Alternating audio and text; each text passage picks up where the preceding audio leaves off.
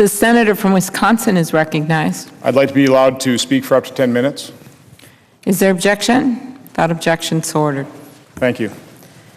Madam President, I've been here for almost 6 months now, but I've been carefully watching Washington for the last 32 years while I've been running my manufacturing business in Oshkosh, Wisconsin, watching how increasingly broken Washington has become over the years.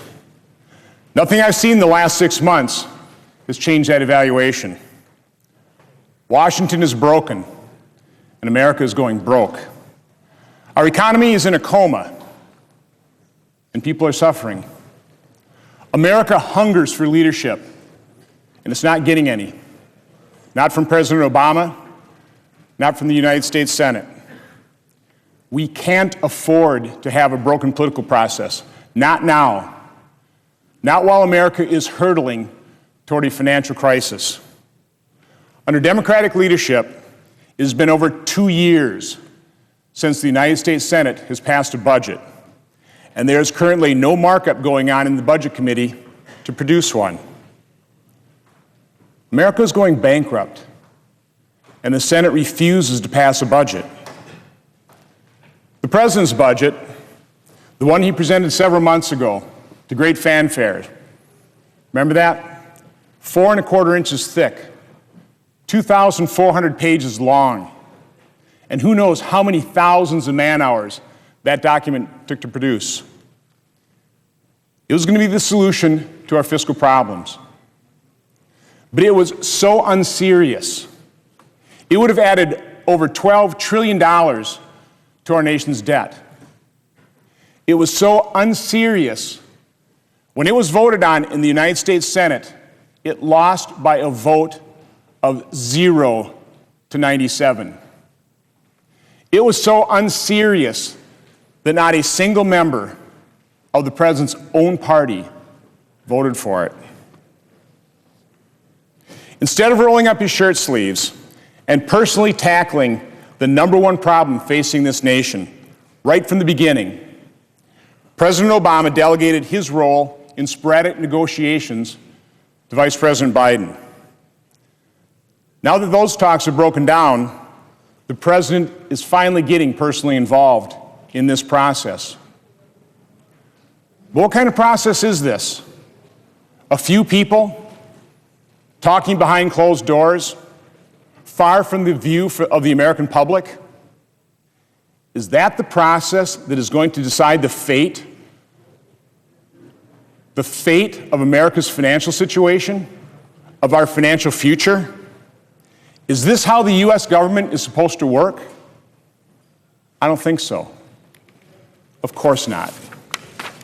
Unfortunately, this has become business as usual here in Washington. As a manufacturer, I know if the process is bad, the product will be bad. Business as usual here in Washington is a bad process. Business as usual is bankrupting America. It must stop. America is simply too precious to subject our financial future to Washington's business as usual. Now, I'm pretty new here. I don't pretend to understand everything that makes the Senate work, or maybe more accurately, what doesn't allow the Senate to work. But I do know the Senate runs on something called unanimous consent. So unless we receive some assurance from the Democrat leadership that we will actually start addressing our budget out in the open, in the bright light of day, I will begin to object. I will begin to withhold my consent. The Senate needs to pass a budget. It shouldn't be that difficult. Families do it every day.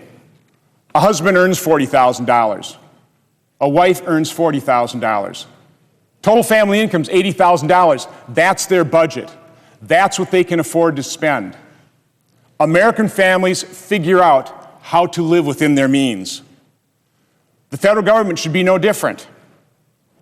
A budget is a number. We should first pick one number and then a set of numbers that won't let America go bankrupt. So let me start the process by throwing out a number. $2.6 trillion. This is $800 billion more than we spent just 10 years ago. The $2.6 trillion, that is the amount that President Obama in his budget said the federal government will receive in revenue next year. If we only spent that amount of money, we would be living within our means. What a concept, huh? If we want to spend more than $2.6 trillion, members of Congress, members of this administration should go before congressional committees and openly justify what they want to spend, how much they want to borrow, and how much debt they are willing to pile on the backs of our children, our grandchildren, and our great-grandchildren. They should explain just how much of our children's future they are willing to mortgage. The American people deserve to be told the truth. Unless that happens, I will begin to withhold my consent. Unless there is some assurance that the Senate will take up its budget responsibilities in an open process, I will begin to object. Madam President, I note an absence of a quorum.